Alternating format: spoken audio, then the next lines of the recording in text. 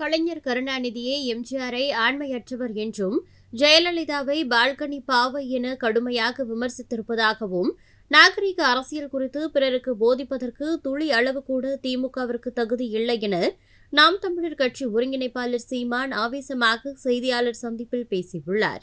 உங்களுக்கு தெரியும், தோற்றுவாய் எதுன்னா அது திராவிட முன்னேற்ற கழகம்தான். ஒவ்வொரு தலைவர்களை பற்றியும் அவர் அந்த தலைவரே மதிப்புமிக்க கலைஞர் கருணாநிதி அவர்களே பேசுனதெல்லாம் இருக்குது. குறிப்பாக எங்கள் தாத்தாவையெல்லாம் கருவாட்டுக்காரியின் சீமந்தபுத்திரர், மரமேறி, கட்டப்பீடி, முன்னாடியெல்லாம் ரஷ்யாவுக்கு எருமை தோலை தான் அனுப்பிட்டு இருந்தோம், இப்போ எருமை மாட்டையே அனுப்பணும்னு பேசுனதில் இருக்கு.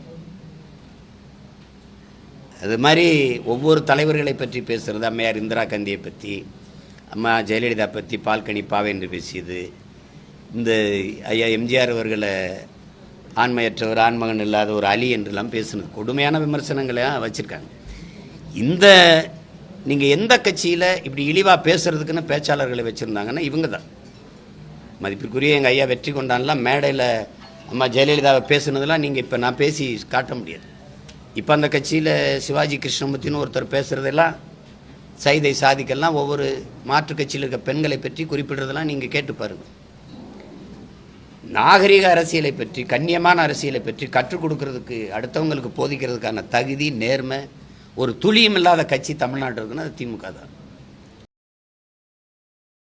செய்திகளை உள்ளது உள்ளபடி தெரிந்து கொள்ள ரெஃப்ளெக்ட் நியூஸை சப்ஸ்கிரைப் பண்ணுங்க.